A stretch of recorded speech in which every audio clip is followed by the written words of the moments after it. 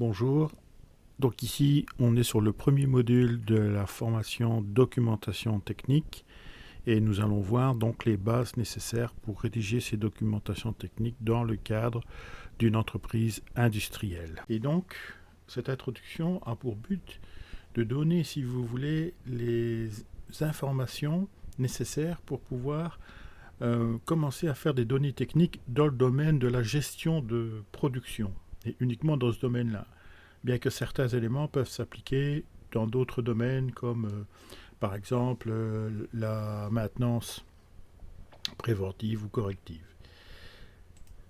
Alors, les données techniques, à quoi servent ces données dans le mode de la production? Alors, il s'agit d'abord, comme objectif, de avoir cette capacité de prendre des décisions. Donc pour les managers, cela rend compte des activités en fait sur le terrain, c'est-à-dire que ça nous donne une idée un petit peu de ce qui se passe sur le terrain. Alors certes, ce n'est pas la vérité, enfin en quelque sorte, c'est-à-dire que on n'a pas les informations ou toutes les informations correspondant à ce qui se passe sur le terrain, mais on a une idée relativement précise. Et donc la visibilité de l'ensemble du flux ou des circuits, donc par l'intermédiaire des différents indicateurs, et ça, les indicateurs, c'est l'élément central en fait de la prise de décision, c'est-à-dire que le choix des indicateurs est extrêmement important pour prendre des décisions, et donc ça permet donc aux dirigeants donc de la gestion de flux de passer à l'action pour transmettre les consignes. Donc en ce qui concerne donc les décisions, il faut bien comprendre que ce sont des actions nécessaires à la réalisation d'un programme de production. Donc voilà pour, grosso modo, disons, la prise de décision. Ensuite, on va passer à la maîtrise des flux.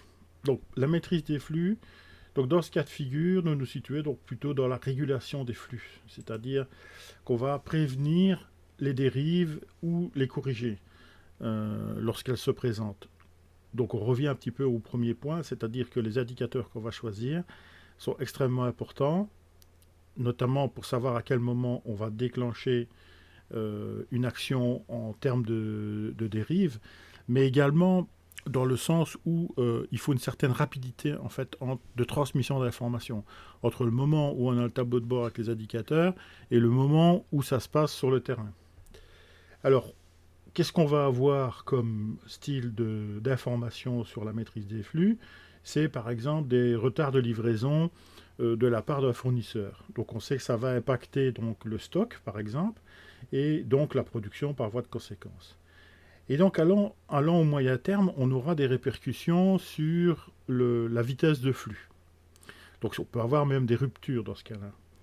Alors, maintenant, tout dépend un petit peu de la stratégie de gestion de stock, bien évidemment. D'accord. Donc, si vous êtes en flux tendu, ce qui est le cas maintenant pratiquement dans toutes les entreprises de production, eh bien, c'est une information extrêmement importante que vous devez avoir pour pouvoir gérer correctement votre flux. Et donc, en flux tendu, vous aurez extrêmement peu de temps pour pouvoir réagir. Et évidemment, prendre les bonnes décisions, d'où, encore une fois, la qualité des indicateurs que vous aurez mis dans votre tableau de bord. Alors, maintenant, qui utilise les données techniques? Alors, dans la hiérarchie, il y a, disons, beaucoup de personnes qui peuvent utiliser les données techniques. Notamment les gens de la logistique, par exemple, qui vont utiliser à peu près les mêmes données que les gens qui font de la gestion de production. Alors, dans ce cas-là, les données ne sont pas forcément identiques, tout au moins similaires, c'est-à-dire qu'il y a des données évidemment qui vont se recouper, mais pas forcément. Donc, il y aura à chaque fois un tableau de bord propre à un circuit, par exemple le circuit d'approvisionnement ou le circuit d'expédition, par exemple. Idem pour le circuit de production. Donc, dans ce cas-là, on aura donc plusieurs informations qui vont se recouper, bien évidemment, et on aura des informations, par exemple, sur les temps de cycle, par exemple. Idem sur le circuit de contrôle, donc qui est en bout de chaîne de la chaîne de production, Et le contrôle va informer sur le niveau d'acceptabilité des lots de fabrication. Donc est-ce que les lots sont acceptables ou pas, ça va, ou déclassés, etc. Alors, on aura aussi des informations, enfin, on peut avoir aussi des informations venant du transport interne ou de la manutention, si vous préférez. Alors, et là, ce qui est très important de connaître, ce sont tous les aléas qu'ils peuvent avoir, parce que dans le transport interne, il y a un réseau, en fait, d'interconnexion entre les différents postes de travail, et il faut s'assurer que ce soit le plus fluide possible. On revient un petit peu à ce qu'on a vu tout à l'heure, c'est-à-dire la maîtrise des flux. Et alors, un dernier que j'ai pris, alors il y en a sans doute d'autres, hein, parce que je vous ai pris uniquement vraiment les aspects purement techniques. On aurait pu choisir aussi bureau d'études, méthode, maintenance, etc. Mais bon, on va se limiter à ça. Donc les expéditions, donc pour informer le client de la date d'arrivée et lui donner donc l'occasion de tracer le parcours de sa commande, donc pour qu'il ait une vision un petit peu de ce qui se passe. Alors, avant de passer donc au lien du système d'information, ce qui est important de remarquer, c'est la qualité en fait des informations et des documents. Donc les deux. Donc la qualité des documents donc, va se situer dans la capacité de rendre compte avec le plus possible d'exactitude sur les activités des différents flux. Donc les flux qu'on vient de citer là, il faut qu'on ait une information dessus. Alors maintenant, l'information n'est pas forcément, comme je l'ai dit tout à l'heure, la même, c'est-à-dire qu'elle doit être lisible par exemple, le circuit d'expédition et le circuit de fournisseur. Donc il doit juste avoir une information, mais qui ne va pas forcément impacter directement les expéditions. Donc il peut avoir une influence, mais qui n'est pas vraiment impactable, si je puis dire. Alors pour cela, donc, il faut des indicateurs avec des valeurs donc, conformes et pas des approximations. Donc dans les indicateurs, il faut y placer des tolérances, c'est-à-dire savoir ce qui est acceptable ou pas. Et c'est en ça qu'on va dire qu'elles sont conformes et pas approximatives. Donc connaître par exemple la charge de travail en heures, ça ne va pas se comparer à une indication en journée d'absentéisme. Donc qui peut être aussi une indication de la gestion de production, puisque on doit assurer donc la maîtrise du flux et on doit connaître la disponibilité des personnes sur les postes de travail. Alors pourquoi est-ce que ça ne colle pas forcément? Tout simplement parce que les cycles des opérations donc, peuvent se calculer en minutes, et alors que l'absentéisme en fait va se calculer en journée. Donc on peut cumuler évidemment les cycles d'opération de minutes en heures par exemple, mais en général l'absentéisme va se calculer en journée. Et donc en fait on pourrait dire oui, mais je vais cumuler les heures de manière à ce que je vais avoir comme résultat une journée. Alors si on prend le cas par exemple des 35 heures qui sont à peu près courants aujourd'hui encore, avec 7 heures de travail par jour, tout va bien. Donc si on fait une semaine comme ça, c'est bon. Mais dans la plupart des organisations, il y a une organisation du temps de travail qui est un peu différente. Alors c'est dire qu'on peut faire par exemple 4 jours avec 8 heures de travail et le vendredi avec 3 heures. Alors évidemment, une journée d'absence le lundi ne correspond pas à une journée d'absence du vendredi. Donc voilà, donc ce sont des petits détails qui font que la lisibilité en fait des tableaux de bord et des indicateurs n'est pas forcément toujours appropriée. Donc ça, il faut avec le temps, donc lorsqu'on met en place bien sûr, mais avec le temps, il faudra parfois modifier, réguler, de façon à toujours avoir une information la plus précise possible. Alors ça, c'est quelque chose qu'il faut absolument veiller, c'est que tous les indicateurs puissent avoir quelque chose, comment dirais-je, à voir avec la réalité. C'est-à-dire que le système de production, enfin l'entreprise de manière générale, va évoluer en fonction des réglementations, des négociations internes par exemple, ou simplement des contrats qu'on peut passer avec des clients.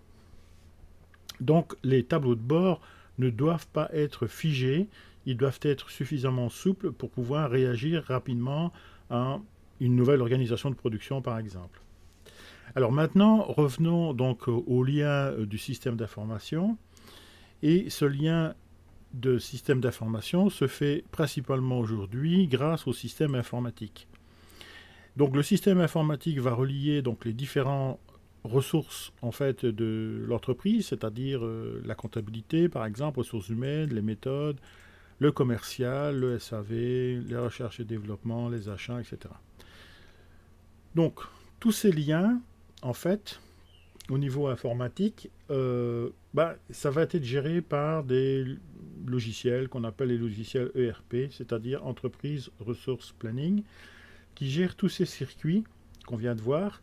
Et ces circuits donc donnent une masse de données qui va compliquer fortement donc les liaisons entre les informaticiens et les intermédiaires, ou les utilisateurs plus exactement, qui vont utiliser ces données. C'est-à-dire que là, les tableaux de bord dont j'ai parlé tout à l'heure, ils vont être affichés sur des écrans. Et sur ces écrans, il y aura des dénominations d'indicateurs. C'est-à-dire qu'il va y avoir des vocables qui vont définir en fait une valeur qui se trouve sur le flux de production. Alors il faudra tenir compte aussi de l'aspect culturel de l'entreprise. Et c'est un peu ça le problème avec les informaticiens, c'est que aujourd'hui, en fait, on a des logiciels qui sont faits par des éditeurs, et ces éditeurs ont fait des dénominations de postes de travail qui leur sont propres et qui ne correspondent pas forcément à ce qui se passe dans l'entreprise. Par exemple, dans une entreprise, il y avait une presse horizontale, une presse hydraulique et horizontale qui servait à l'emmanchement de cylindres avec phénomène de serrage. Et cette machine, à l'intérieur, s'appelait le sous-marin. Et sur les documents papier, les anciens documents papier, on notait ça sous-marin.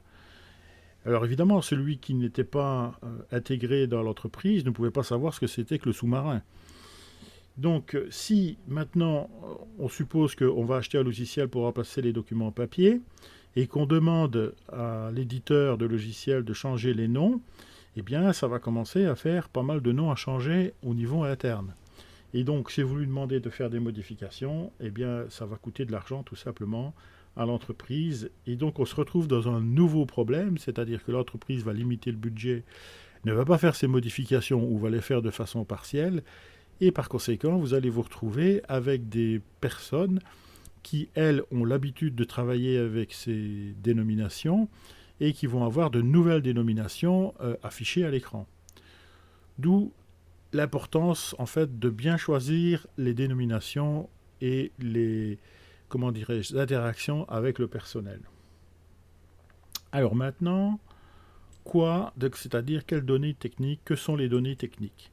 Alors les données techniques vont se fixer, alors ici on est bien dans les bases, et dans les bases en fait on va s'intéresser aux deux principaux flux qu'on peut retrouver dans n'importe quelle entreprise industrielle, s'entend.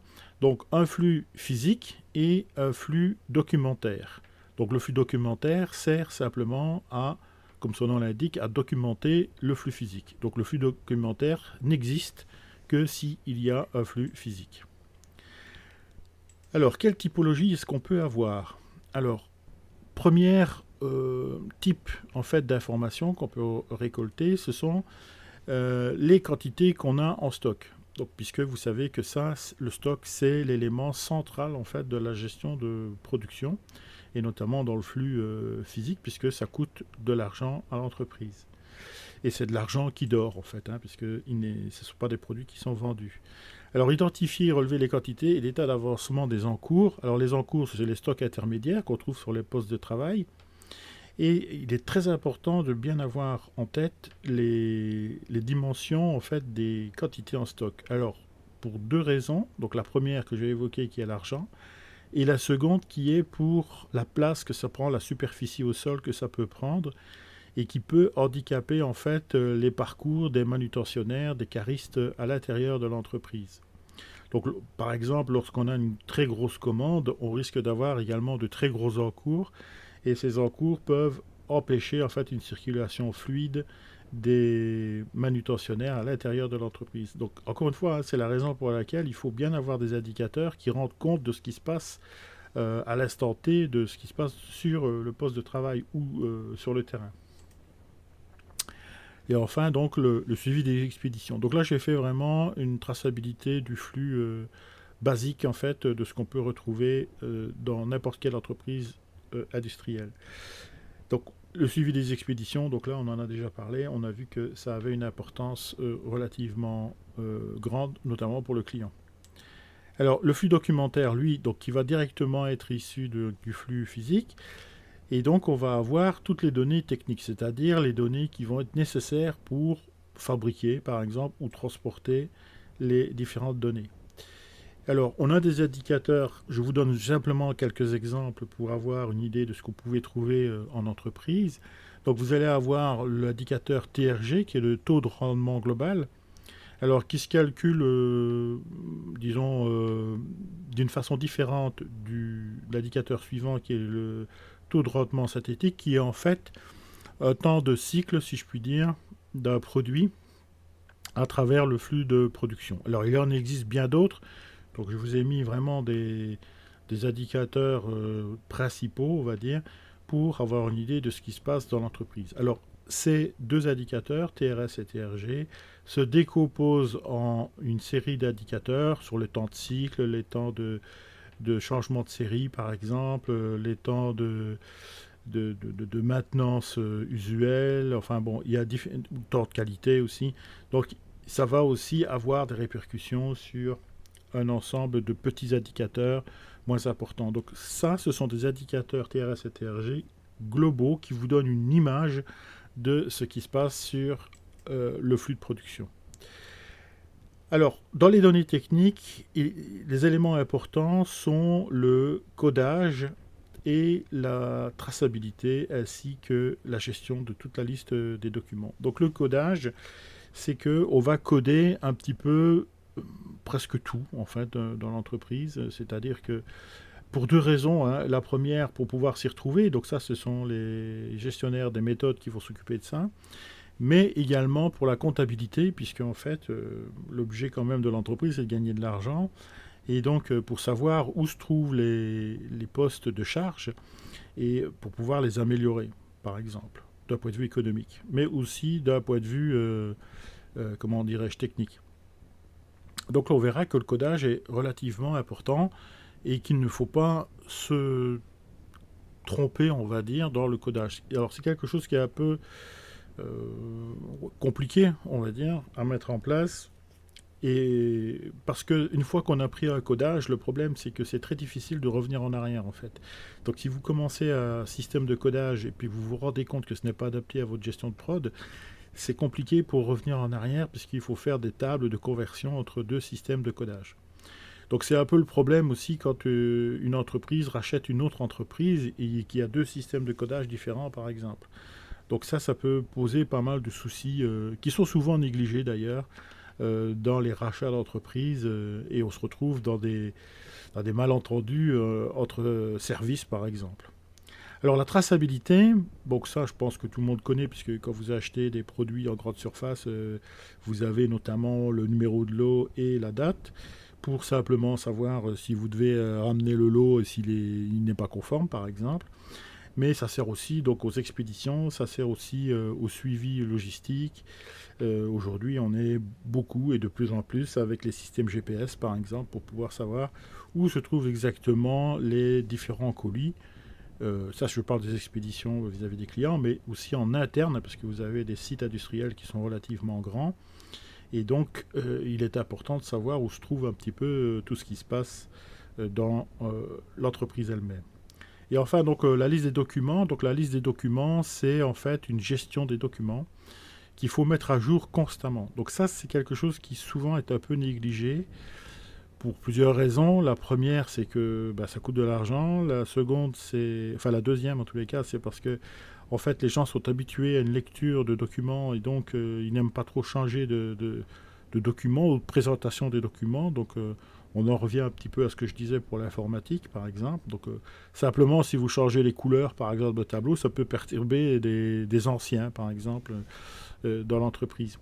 Mais, comme je l'ai signalé également, si vous changez de système de production, vous allez aussi avoir des tableaux de bord qui vont changer, des documents qui peuvent s'ajouter ou s'enlever, tout simplement. Par exemple, vous supprimez des machines et vous les remplacez par un robot, par exemple, ou un système d'automatisation, il est évident que il faudra coder, évidemment, cette nouvelle machine, mais ça va aussi éliminer tout un processus de production et il faudra recréer un nouveau système de production, ou processus plus exactement, avec de nouveaux documents.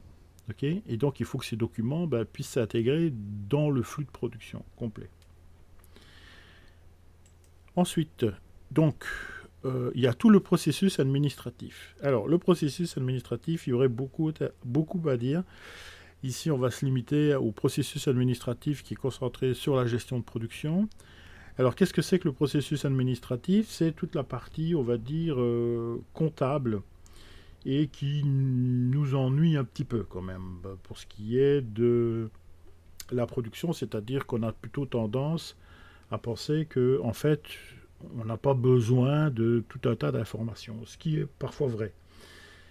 Alors ici on parle de communication, c'est-à-dire que on a deux éléments, deux secteurs en fait qui sont un petit peu différents d'un point de vue culturel ou même en entreprise, ce qui fait que la communication parfois est un peu compliquée.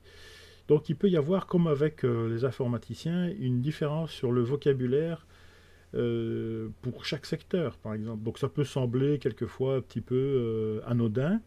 Cependant, ça peut avoir une application en termes de coût, puisque en fait, s'il y a des malentendus, ça peut occasionner parfois des éléments relativement graves. Alors je souris parce que, en fait, quelquefois, simplement en modifiant un terme pour aller vite. Par exemple, lorsque vous avez des commandes ultra rapides sur une chaîne de production, puisque un client veut une modification, une option par exemple, et il veut une couleur différente, et on ne spécifie pas avec précision la couleur, eh bien on peut avoir des surprises, par exemple. Alors, pour résoudre donc, le problème de communication, il n'y a pas 36 solutions. Hein. Il faut former le personnel. Alors, encore une fois, hein, ça coûte des sous. Mais cela donc, va un peu plus loin, car vous savez que si vous formez du personnel, la mémorisation, pardon, après une formation, décroît extrêmement rapidement, quoi. Donc, vous pouvez avoir une perte d'information de 90% à peu près sur ce qui a été formé. Donc c'est peut-être pas... c'est la seule solution qu'on ait vraiment, mais alors il y a des méthodes de formation pour que on puisse avoir une efficacité donc la plus grande possible sur, disons, comment vais-je dire, cette accointance entre les différents secteurs de production. Alors, donc il faut un temps d'adaptation pour que tout cela puisse fonctionner correctement. Alors, ne perdez pas de vue quand même que tout système de production est amené à se modifier. Pour, disons, plusieurs raisons, encore une fois, mais disons, la raison principale, c'est que, en théorie, un système de production est voué à s'améliorer, donc avec l'amélioration continue, et donc à se modifier. Et donc, on va retrouver tous les problèmes que j'ai cités précédemment. Ou alors, ça peut être des cas, par exemple, d'intégration ou de rachat ou de concentration d'entreprises. Alors, on en revient sur la partie administrative avec l'outil informatique. Bon, avec tous les problèmes que j'ai déjà évoqués. Mais ça va aussi avoir tendance à, quelque part, obliger les gens à faire certaines démarches qu'ils ne feraient pas auparavant. C'est-à-dire qu'on va obliger, par exemple, à remplir des cases. Et donc, ça va donner du travail supplémentaire pour faire des statistiques, par exemple. Donc, le processus administratif, il faut faire extrêmement attention avec ça. Enfin, en théorie, il faudrait faire très attention avec ça. Et on remarque quand même que dans les entreprises, le processus administratif, c'est pas celui qui va être modifié ou amélioré, on va dire, en premier lieu. Donc ça, on pourra le revoir dans la gestion des processus, notamment, et on verra que dans l'amélioration continue, ce n'est pas l'objectif premier. Voilà, donc ici vous avez une idée sur les bases, et on va après passer donc sur les éléments un peu plus précis.